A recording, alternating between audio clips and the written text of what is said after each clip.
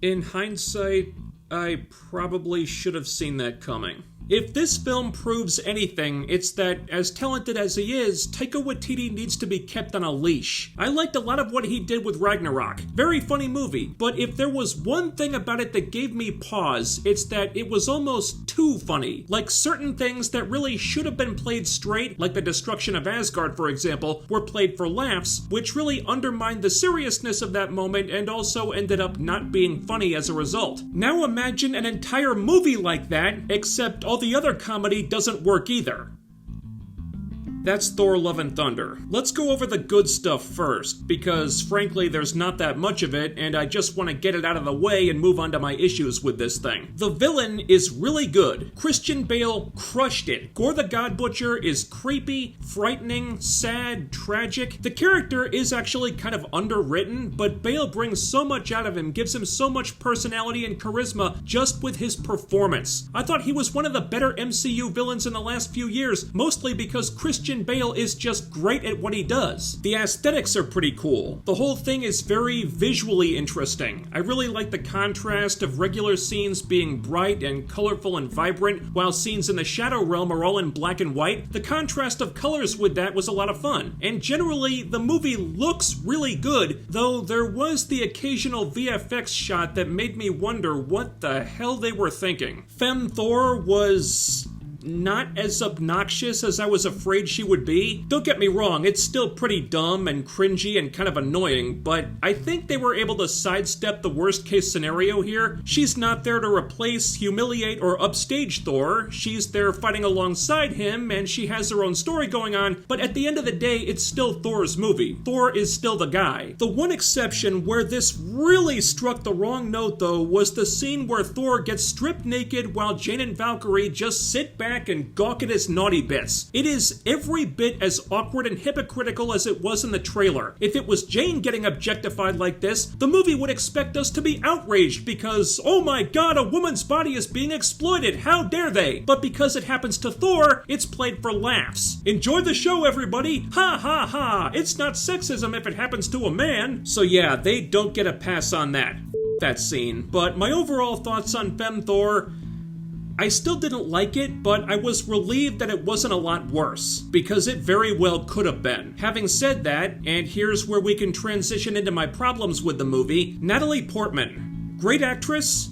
Homegirl is not an action star. I will give her credit for working hard to bulk up and put on a lot of muscle. If that was real. It might have been all CG, I don't know. But some people are just not cut out for this stuff. And it shows. Anytime she has an action scene, it is painfully unconvincing. She throws a punch, and there's no force behind it whatsoever. Glass Joe would laugh that shit off. When she's trying to get all fired up and pissed off at Gore, like, I'm gonna bring the thunder and kick your ass because I'm the mighty Thor, damn it! Ah! I'm sitting there watching this thinking, oh my god, please stop. This is so awkward, it doesn't work, I'm just not buying it. If it was a character like Lady Sif doing this, I could probably buy that because Jamie Alexander's a badass, but there's only so much toughness you can inject into 5'0" 90-pound Natalie Portman. There are actors who are naturally equipped to pull this shit off, and there are actors who aren't. But that didn't stop them from trying. I think they narrowly avoided turning Femme Thor into a Yas Queen slave vehicle for Portman, but that silver lining is pretty thin. The thing that kinda keeps it in check, though, is that they included Jane's cancer storyline from the comics, which, gotta admit, I didn't expect when I saw the jokey tone the trailers were going for. How do you fit Hero's girlfriend dying of cancer into a movie that looks like a straight-up comedy and make it organic? That's a pretty tall order. Nevertheless, it's in there, and that seemed like a good idea on paper. I thought something like that would humanize Jane and make her more vulnerable, so I was sure they'd want to take that stuff out, but they didn't. And I was happy about that until I saw what they did with it. And that leads me into the major problem at the heart of this movie. They had no idea what they wanted it to be. You've got three major story threads playing out through this thing. Gorr murdering all the gods, which is really dark and sinister, Jane dying of cancer, which is inherently sad and depressing, or at least it should be, and everything with Thor, which is largely facilitating the broad, wacky comedy that is Taika Waititi's go-to. Which means you've got three wildly different, conflicting emotional tones at play here that do not fit together. That kind of balancing act would be damn near impossible for anyone to pull off, and it gets even tougher when those three tones start bleeding into each other. That means they'll be doing silly ha-ha stuff during scenes that should be very ominous or dark or sad, and 9 times out of 10 it feels incredibly weird and out of place and is just not funny. Jane and co will be making jokes and doing sitcom-style banter while she's lying in the hospital getting chemo, and look, I don't know if any of you have known someone who's had cancer or, God forbid, died of cancer. I'm assuming some of you have. It's really not something you want to joke about afterward. It's very difficult to find the humor in something like that, especially with the comedic style Waititi's going for here, which, like with that moment in Ragnarok, just throws the seriousness of it out the window. And that strikes me as a pretty inappropriate note to be hitting so hard when you're dealing with something like cancer. And when you've got these three different tones constantly bouncing off each other in the same story, that just makes it worse because nothing feels consistent. There will be a scene where Jane learns that her cancer is in stage 4, and then there's a scene where Thor is appealing to Zeus, trying to raise an army to fight Gorr, who's been murdering the gods, but the movie wants us to laugh because Zeus is wearing a skirt. One minute, Jane is wasting away from cancer, doesn't have much longer to live, and then over here you've got Thor doing a quasi-love triangle with Stormbreaker and Mjolnir. No, I'm not kidding. It's like,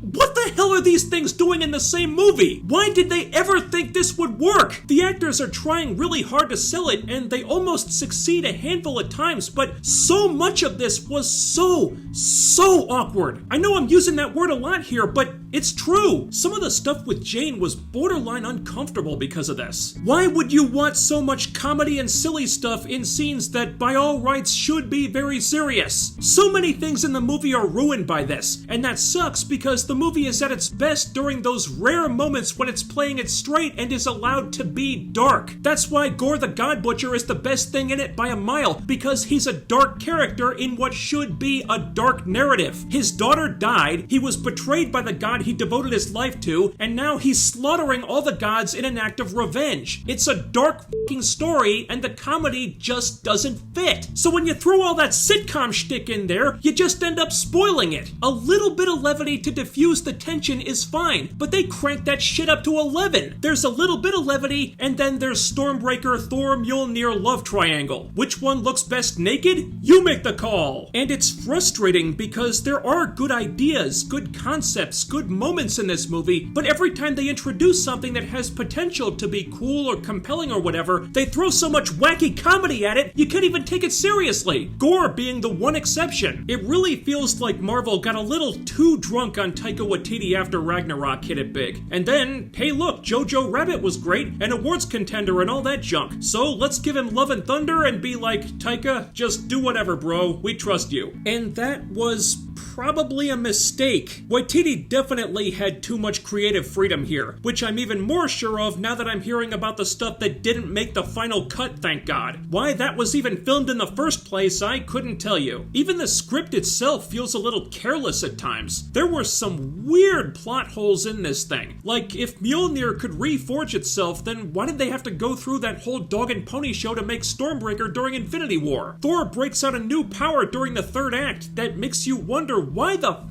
has he never used that before? There have been dozens of times when it would have been incredibly useful. And there are other examples I can't mention without spoiling something, but the script really needed more attention to iron out details like that. And with everything else, it's kind of the same thing. Like Sif. Sif is in the movie, and I was very happy she was there, but I was pretty disappointed with what was done with her. Her appearance is barely a cameo, and she's another unfortunate victim of the wacky comedy undermines anything serious theme. The Guardians of the Galaxy feel wasted, granted, they're only there for a few minutes, so if you were excited to see what wild adventures the Guardians and Thor would have together after Endgame, the movie isn't really interested in that stuff. Valkyrie is nowhere near as much fun as she was in Ragnarok, the movie doesn't seem to know what to do with her a lot of the time, and Tessa Thompson appeared to be in very few f***s given mode for most of it anyway, and there are 2 post-credit stingers. The first one is cool, it introduces a new that could be fun in a future movie, and the second one makes no sense whatsoever because it directly contradicts something the movie established earlier. Thor Love and Thunder is kind of a hot mess. It's a huge, unfunny mishmash of different elements, story beats, and emotional tones that go together like oil and water. Christian Bale's Gore the God Butcher is able to redeem some of it, but the supporting cast either doesn't get much attention or aren't used very well. Femme Thor might be less annoying than I was afraid she'd be, but that doesn't mean she's good. It doesn't mean she isn't the most unconvincing action heroine you're gonna see in a movie this year. The filmmakers did stick to their guns with one aspect of Jane's cancer story that I was pleasantly surprised by, but overall, it's a pretty big victim of all the different tones just not meshing well, and the biggest victim of all the wacky comedy is Thor himself, who ends up being the butt of jokes a lot more often than he makes them, in some cases, literally. Chris Hemsworth is a good sport, he really throws himself into it, but this really was not the presentation of Thor I wanted, what the story needed, or quite frankly, the movie I was hoping it would be either. I still like Taika Waititi, but he wasn't the right guy for a film like this. And I don't know what's going on with Marvel right now, but Phase 4 has had more misses than hits so far. Not exactly the ideal environment for She-Hulk coming down the pike pretty soon, is it? Oh boy. Will that be the project that gets Phase 4 back on track?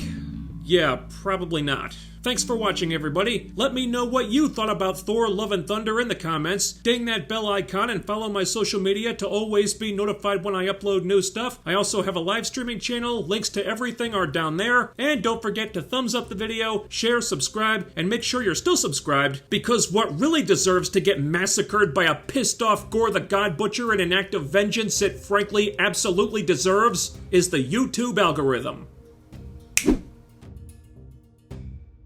That's all for now, but I'll be back with more soon, so stay tuned for that, do all the YouTube things, and I'll see you next time.